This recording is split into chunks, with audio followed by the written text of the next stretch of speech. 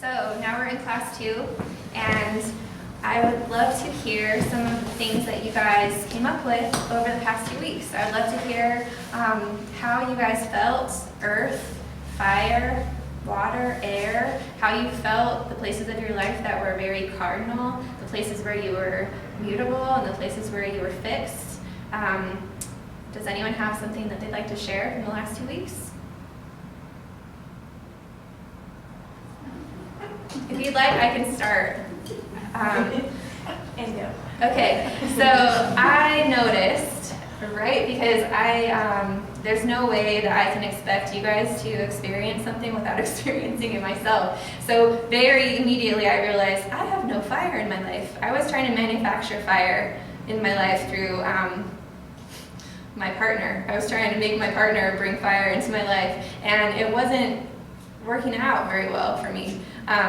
And I very coincidentally had an appointment with a life coach, and I had to evaluate myself. I had to really look at stuff, and I realized I don't have a lot of fire in my life right now. I don't run, I don't go outside, I don't get my heart rate up, I don't eat spicy food. In fact, I've been eating cold, raw food, and it's been dampening my fire. And so, right, as soon as I discovered that, I said, all right, well, universe, I need more fire. And I ended up coming to a yoga class that was all about building fire. And I got to experience fire. I was burning up. And in fact, when the pilot light switched on, I actually felt a little nauseous on the mat. I was like, oh, that's fire, where you had to burn off some stuff in there. And afterward, I started feeling, I stoked the fire. I went to the hot springs, and I really allowed myself to receive. And I realized, without fire, with a very low fire, I was having a really hard time receiving blessings from the people in my life. I was having a hard time bringing in, receiving, even though you'd think it would be, I don't know, that was just what happened for me. And so once I brought that fire in, I was able to start receiving again, and my warmth came back, my energy came back, and it was good. It was really good. And so that was something that I experienced over the last couple of weeks. Does anyone have something even kind of like that? Well, I discovered I'm pretty fixed. You're very fixed. Yeah, and I don't do change well, so I try to bring more mutable in. Mm-hmm. And I did it by, Nancy does interior decorating. I said, come over and help me change the house. And so that was major for me, for her to come in and go, we needed this and this, and I go, well, wait a minute, I like it that way. Yeah. So I really had to deal with standing back and go, okay, let's flow with it. Let's just go with the change and see how it works. Mm-hmm. And she did very well. Wow. I mean, she was at first a little nervous, you could see, but then she did the mutable real well. Good. Did it feel good? Yeah. Did you feel more balanced after? Yeah, I still feel kind of a little bit out of balance just because my house is, it's part done. So, everything that was in one room is now moved to another room. So if I don't go to the other room, then this room looks okay. Yeah. So it's not finished yet. So I'm still in that mutable, willing to change, getting it all done stage. But yeah, it does feel good. Good. Terry? I realize that I'm very cardinal, I'm telling them, when it comes to anything that's businesslike or, how do you tell, very businesslike, I'm very cardinal, very matter of fact, this is how we're going to do it, da da da. When it comes to my children, I'm very mutable. I'm very easygoing. Well, no, I don't want to rock the boat. I don't want to give them a call because I know it's going to upset them or whatever. I find I'm very different in different ways. And I'm very fixed when I read something on, I like my house the way it is, but I like to have it vacuumed, and I like to, to put it all back in the same order every day. I like that uniformity. Yeah. Except my closets. So I was really realizing how I was with different things. Yeah, and how you have all different ways. Yeah. But it's very specific, the ways that you present that energy. And I don't intermingle them at all. Mhm. They're Yeah. just Right. Mhm. I was working with fire and water a little bit, and I feel both of those as real charging and then nurturing. I noticed I didn't really have much air, and it kind of felt like I would get kind of, I would get triggered and I could observe myself because I felt like I couldn't breathe. I wasn't, like not that I literally couldn't breathe, but that there was no like space to breathe because as soon as you got out of the water, there was fire. You know, fire, I was working with those and they were balanced. But I think the addition of air really helped kind of move things forward, you know, because the fire transforms and water, you know, runs, that there has to be some kind of air for me. And what was the role of Earth for you? Of Earth? What was the role of Earth? Just as a platform, as like a stable base to be at. But still, I can't really ground unless I can expand up and breathe in. And I really felt like I was constricted by not having air. But then, I mean, I've done some changes to experience more air, and so that's been my experience. Good. That's cool. Anyone else want to share some stuff? Well, I just started noticing how my cardinalness affects other people in my relationships. I'm thinking like, oh, they're fixed and I'm trying to push them through when and it was made me more understanding that the reason I don't see it my way is because I'm pushing through and they're not. And yeah, that's about, I feel a lot of earth in myself though. I notice a lot of no fire. Not a lot of fire. Not a lot of fire, yeah. But I do feel like I have that drive that not everybody has that, and I don't understand that sometimes, why everybody doesn't see it my way. Right. And then I'm thinking, oh, then I know what their sign is, and then I'm thinking, well, they're fixed or they're mutable, and that explains the whole picture in a much easier way than, you know, different personality types or something. Right. And it could be that they're fixed in the very specific way that you are cardinal, you know? And there may be other things that they're very cardinal about that you're like... Right, I know, I'm just not that far into figuring it out yet. It's just interesting when you start seeing the picture differently. Like, Well, so I'm wondering what this means because I'm planning a trip, and when I'm planning a trip, I need to know exactly where I'm going to be, where I'm going to eat, where I'm going to sleep, what time the shuttle's coming. I have to know all these things, otherwise I'm just like, you know, totally stressed out. And because of that, I even, this is a couple of days event, and instead of staying over the last day, I decided to come home that night because I really just don't like being away. You know, it disrupts my whole life. So would that be fixed? Or yeah, it sounds, if you value a lot your home, and being home and having like your world very clear. My routine, right? Then it's like very earth. That's a very like earth element that you like to have quantifiable evidence of your life and your plans.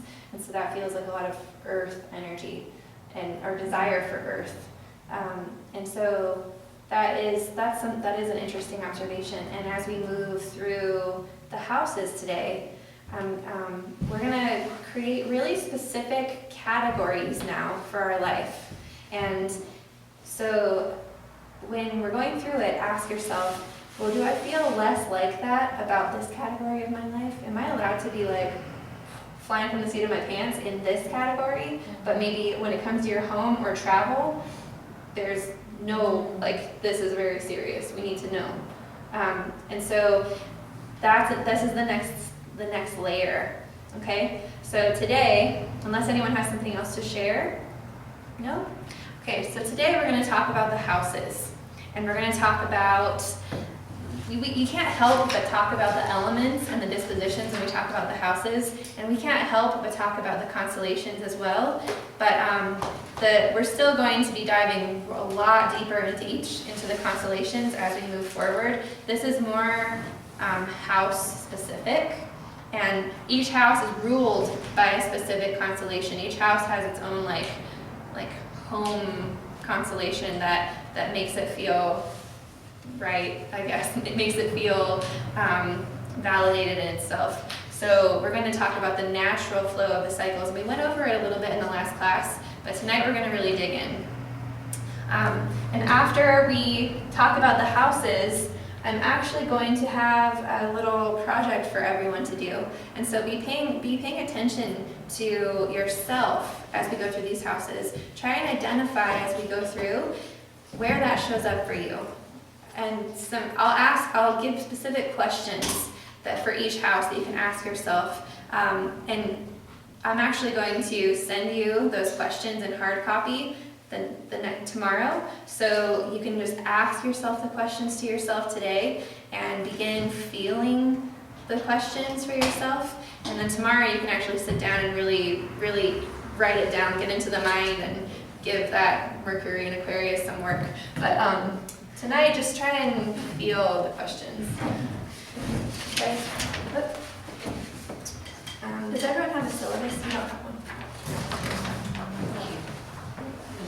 Oh, there's one right in here. Okay, so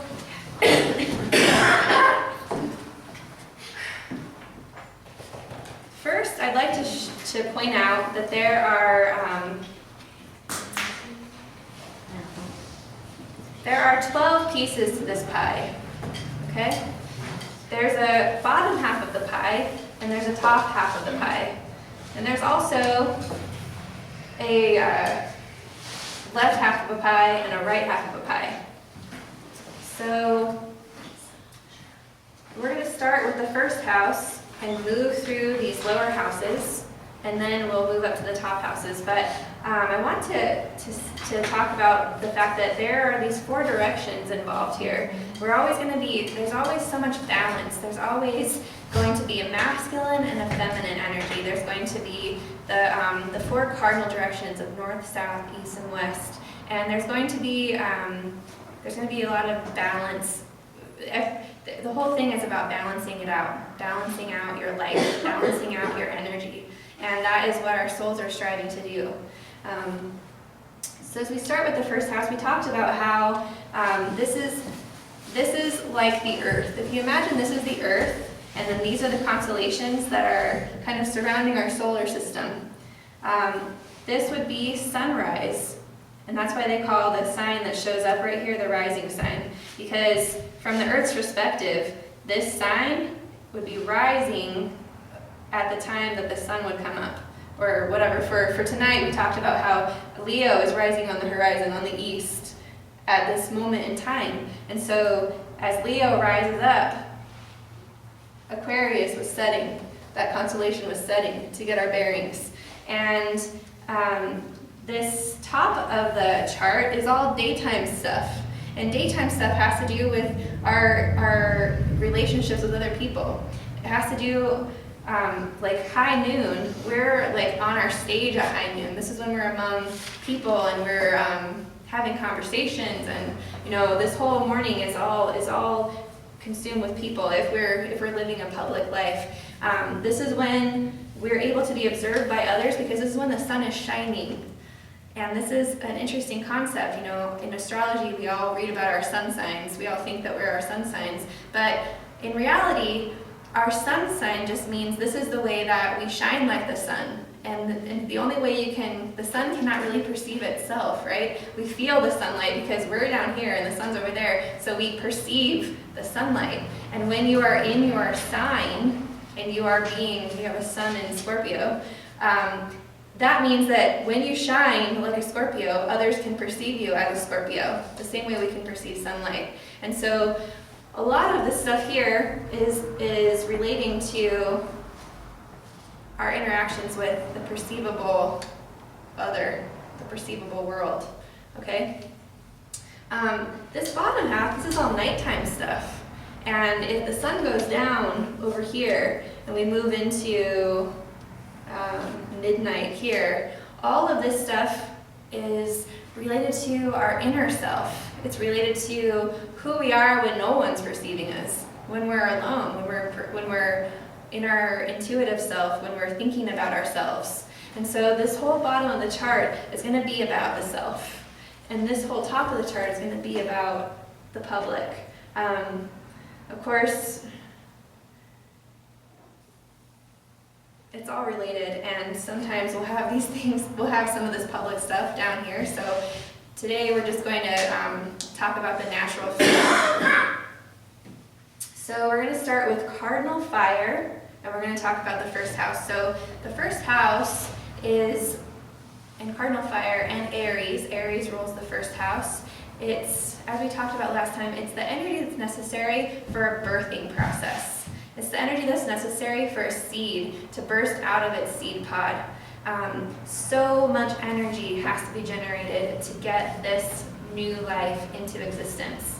And when that birthing process happens and the seed breaks through its hard barrier and it pushes itself all the way through the soil and bursts into the sunlight, that seed then proclaims what it is.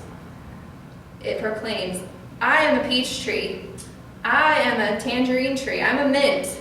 And when the baby is born, we proclaim, it's a girl, it's a boy, and we name it. We say, her name is Christina, and she is here, like hello, and the baby screams, and yeah, we all know that the baby is here. And so this first house is how, in this lifetime, we've burst into this life.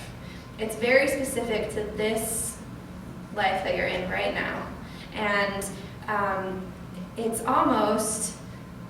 like the identity you think about of yourself. Like if you're like, well, my son's in Scorpio, but I've always thought of myself as a Gemini. Well, this might be true. You might have the identity of a Gemini because that's your rising sign. So it's really, really amazing to look at that and see what kind of energy you're exclaiming that you are in this lifetime. So after you pop into the world and you exclaim, this is who I am, and that plant bursts out and says, this is what I am, and the question that you'll be asking yourself is, who do I think I am? This is very much the house of what our ego thinks we are. So ask yourself, who do I think I am? What do I think about myself? What did I come here to be? You know, not what is your job, not any of these things, just who am I? What am I? So as you figure out who you are and you proclaim that with clarity, then you can move into the second house. And the second house is fixed earth, and it's ruled by Taurus. And this is when that seed or that baby figures out very quickly what it needs to stay here. What do I need to survive on this planet now? Or as a Gemini, or as, you know, a peach tree? What do I need to live? And so you get it. You start accumulating it. Okay, well, I definitely need sunshine. I need water. I need warmth. I need breast milk. Like, I need security. I need to feel like I'm safe. I need money to survive. I need things. I need them. And because I need them, I value them very, very dearly because I feel that I need them. And so this is the house where you look to see what it is that you value in your world. The second house is all about what do you so ask yourself, what do you need? What do you feel like you need to survive? These things don't often change very much over a course of a lifetime. The tree is always going to need those things. And just as the Gemini is always going to need the things that it has in this house. And we'll learn about that in a moment. But Taurus thinks it needs to just sit on the earth and absorb and receive and be very happy about it. It wants to enjoy the pleasures of the world. It wants to be at home here. And Taurus is about texture and flavor and being at home in the earth. And so that's a little tidbit about Taurus. And after you figure out what you need in the world, you'll start to think of ideas of how to get it. You'll start to realize, for some reason we get here and we think, well, in order for me to get what I need, I have to actually communicate with other people to get what I need. I realize that there's other people in this world and they might take what I need. Like we suddenly fall into this feeling of like, oh, I'm not alone here. And I can't just naturally get everything I need the way a plant does. Plants are capable of doing this, but humans somehow get into the assumption that they can't, and they're connected by people. And so Gemini and the third house and this mutable air sign is when we begin to have ideas and thinking and communicating to get the things that we need. And it's also, if you imagine a baby that's been born and figures out that it really needs to have this toy. It thinks it really needs a ball to be happy. I need it. It's mine, right? Well, the concept of mine comes in as soon as they realize that there's a little brother or sister that can take the ball. That's when you start to think like, this is mine. Who are you? This is mine, and don't take my thing. And the sister's gonna be like, well, that was my Barbie way before you were born, like that's actually mine, And so we have to start with maturity, learning how to communicate and have interpersonal relationship. It's also when we start getting ideas of who we are separate from someone else. So this is when we start forming opinions. Well, I really like Thai food, and if you only like McDonald's, then we're really different, and that makes you a different kind of person than me, right? It creates the separation, and it's the sign of the twins. And so it's kind of a polarity shift, polarity point where we start having duality, right? So let's say that we figured out that there are other people exist, that our sibling, our sister comes in and she steals our Barbie, right? Well, then we start to have emotions. So the question for the third house that you'll be asking yourself and feeling is, how do I think of myself in relationship to others? How do I think of myself as different? How do I grow an identity about myself and opinions about myself that make me different from other people? Or, yeah, pretty much that's a good question to ask. What do I think about? What's my early teaching? This is about early learning. So as we move into the fourth house, we start to feel emotion. So that baby playing with the Barbie and the sister takes the Barbie, suddenly the baby is immediately going to burst out into tears. Oh, you took my Barbie! And it's going to cry, and it's going to have this cardinal water, these outward emotions, this expression that is so heartbroken. And you've seen a baby wailing on the floor when something's taken from it or when its feelings are hurt. It's a very strong reaction. And this is the first time we feel, oh my gosh, I can be hurt. The world and living here can actually be painful. This doesn't feel good at all. And so we begin to form opinions about feel. What does it feel like to feel? Okay, this is not like all berries and roses anymore. We actually feel stuff. What are we gonna do about that? Well, the way we develop what we do with that is what happens to us when we start to feel. So let's say that baby's sitting on the floor and the mama sees the whole thing and she's like, oh, poor baby. And she picks up the baby and she's like, that's sister's Barbie, honey. Oh, and she rocks the baby and she sings to the baby and she says, it's gonna be okay. Mommy's here. Mommy's got you. And the baby, curls into the arms and feels so nurtured and feels like, wow, even though I feel pain, there's always this nurturing place. Even though I feel pain, when I cry, I'm taken care of. Someone's there to help me. Someone is there to help me feel better. And it's safe. It's safe for me here.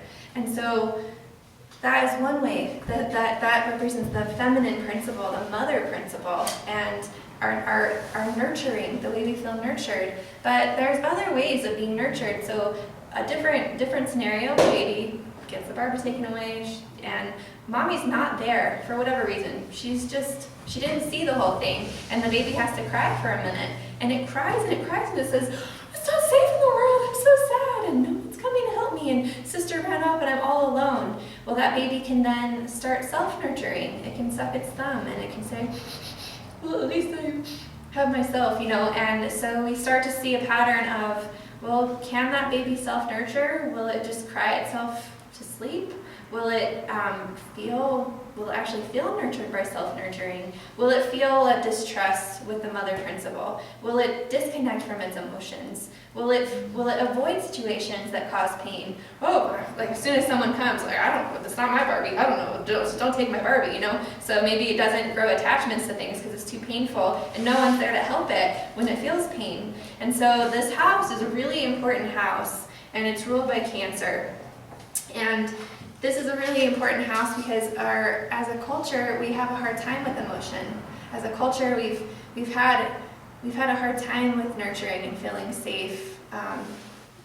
And so we're re-emerging with our emotions, and some people are excellent at it, and they're great pioneers to show us how, but this is something that we're all kind of learning how to do, and did learn how to do, especially last year, feeling our emotions. So after that baby, let's say the mommy picks the baby up, she cuddles the baby, and the baby feels safe again. Immediately, it's happy again, and the mommy says, "Okay, go outside and play, baby." So the baby runs outside, and we move into fixed fire, and the fifth house, and Leo. And the fifth house is all about that fun, that creativity, that mess that the baby makes out in the sprinklers and the mud pies, and it's got all of its rocks and its grass, and it just gets into its process, and it creates all of this stuff, this emotional well that it felt, this like kind of roller coaster of like, whoa, I totally felt emotions, and that was really extreme, but you know what, it's okay. And from that place of it being okay, I feel free to express myself now. And so this is all about the sun. Leo is ruled by the sun. It's the middle of summertime. In case I didn't go over it, this is the first sign of spring, and that's those seeds popping up, right? It brings the spring in. This is when spring is bringing itself into growth. It's really sucking in the nutrients. This is when spring moves into summer, and it begins, everything gets chatty, all the new babies and all of, you know what I'm talking about, that thing that happens when we change seasons. So then we get into, the beginning of summer, and we start to be like, all right, well, the kids are out of school, let's plan this summer, And then it's when we actually get out to the beach, we have the fun, it's so hot, we can't do anything but turn the sprinklers on or go to the lake and just chill out, have fun, keep it light, the sun's out all the time, there's abundance of food, abundance of warmth, and we're not worried. We're able to be the queens and kings of our world in this moment. But of course, everything has to change, and as we move into mutable earth, and we move into the fall, and we move into preparation, the baby has to come inside from playing, right? So the mom says, hey, time to come in and get cleaned up. We're gonna go to grandma's house. We're gonna have dinner, but if the baby played hard enough, it's ready because it's kind of hungry. It burned off a lot of energy in that fiery Leo time, so it's ready to get cleaned up for dinner. It comes willingly. All right, so the mommy washes the baby and changes the baby's clothes and grooms the baby and prepares that baby for grandma to come over or whatever, for this thing. And this is the house that you look to for getting your life ready. This is you completing yourself, preparing yourself. You've had the experience of knowing who you are and figuring out what you need in the world, and you know how to communicate with people on how to get it, and you feel safe feeling your emotions. You know how to express your emotions. You know how to communicate and have fun and play in your own energy. And now you're ready to get ready for unity with another. And so mutable earth is like sculpture. It's like clay. And there's a really healthy energy here for completing the self, paying your own bills, being independent, standing on your own 2 feet, taking care of your health, brushing your teeth, manicuring your nails, keeping your laundry up. It's the day-to-day stuff. It's keeping your house clean, paying your bills, going to the grocery store. You can take care of yourself. And the reason you take such good care of yourself is because you want to be complete and whole when you move into relationship with other. When you go to see grandma, you want to be in your pretty clothes when you're going to go see the person. And so as we step past this threshold of the self, and after we've completed the self, I've talked really a lot about the ideal, exalted, highest vibration of each of these houses. But as we move into the top, we're going to see how important it is for us to have those ideal, exalted completions in these places, because without the foundation down here, we will have little holes up here. And so we're going to talk a little bit about what that means as we move into relationship. So let's say that this person has completed themselves. They're a complete independent individual, and they know who they are, and they know all of the things that they're about. When they move into this relationship, this cardinal air, this Libra energy, and they move into the fall, and they're ready for the winter, they're ready for this transition, their mind is suddenly less interested on who do I think I am. Aries is all about that. Who do I think I am? We already know this. We don't have to ask this question anymore. And now we're not bored with ourselves, but we're so complete that the only thing that's very interesting is, who are you? Who do you think you are? Tell me about it. Like, I want to know. I've spent all this time creating and expressing, and I'm so interested in you now. And so the mind goes into someone else's mind. Share with me. Be with me. Let's do this. Let's talk. Let's have a unity. Let's have a partnership. Let's go into business together. Let's do this, right? I want to be with you. And I want to be with you because I'm interested in you. Not because I'm incomplete. Not because I need you to nurture me. Not because I have to adopt your identity because I don't know who I am. Not because I don't even know what I need in the world and I feel like I just need you. Like, this is a lot of reasons why we enter a relationship. But if you're bringing in all of this exalted energy and this balance in your foundation, and you move into Libra and you find that partner, and they're the same, you're attracting the same completed individual, there's a safety going into the fixed waters. There's a safety of going into the 8th house. And the 8th house is transformational. It's one of the most amazing houses, but it's also one of the most misunderstood. It's maybe not misunderstood, but maybe feared. Maybe, there's all kinds of things about Scorpio, and there are different layers of the 8th house. So while people are capable of going deep within, there is something catalyzing when you're in relationship with someone else, whether it's a guru or a best friend or a partner. There's something catalyzing about going deep, and Scorpio is that place. Scorpio is that catalyzing energy, and this is the place, if you think about the bottom of Lake Tahoe. I recently went out to Pyramid Lake for the first time, and as we were going out there, the people in my car were telling me, yeah, Pyramid Lake is a dangerous lake. People go in there and there's like portals in there and you can get lost. It's like crazy. I'm like, really? And they said, yeah, in fact, people who have drowned in Lake Tahoe have popped up in Pyramid Lake. There's like an underground tunnel that connects the two, and it's like, whoa.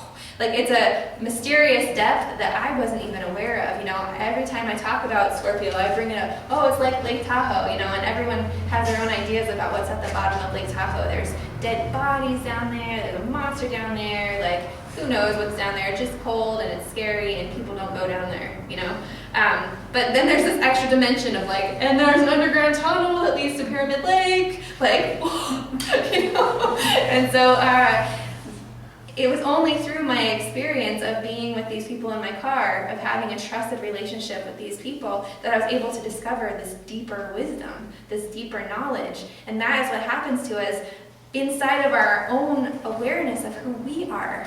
When we are in a trusting relationship, we can go really deep inside of ourselves and learn the mysteries of life, learn the mysteries of our soul, and learn the mysteries of other people's souls. And this is it requires a vulnerability, it requires a receptibility, it requires a lot.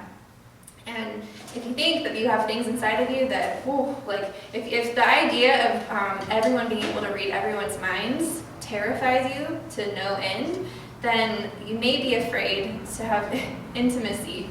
You may be afraid to show your true self to someone. If you, if there was a movie theater showing all of the things that's in my mind on the back of my head, because, wow, I've seen everything, I'm not afraid of anything. This is a totally accepting individual who is not worried that they'll be rejected or they'll be somehow judged, or somehow people will think that they're dirty or bad or any of these things.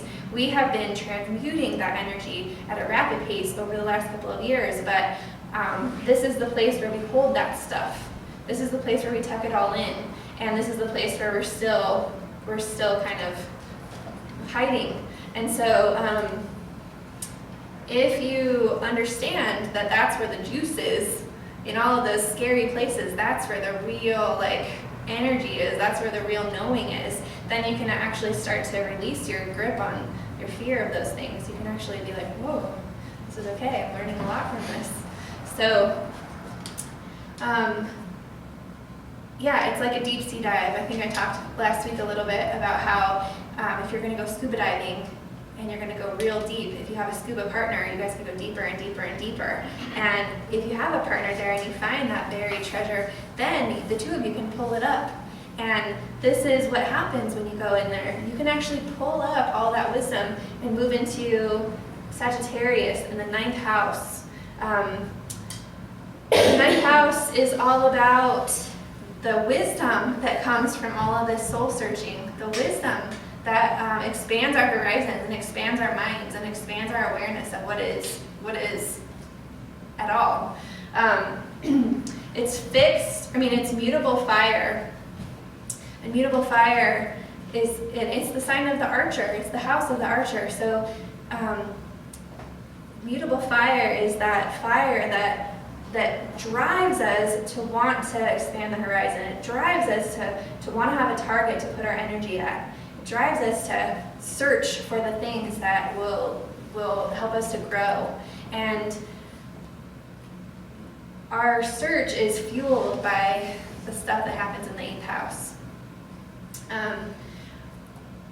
I wanted to backtrack just a second. The 8th house is opposite the 2nd house. And the 2nd house, if these are all the things that we need, oftentimes if we have trouble going in, it's because we're not really clear on what we need to feel safe.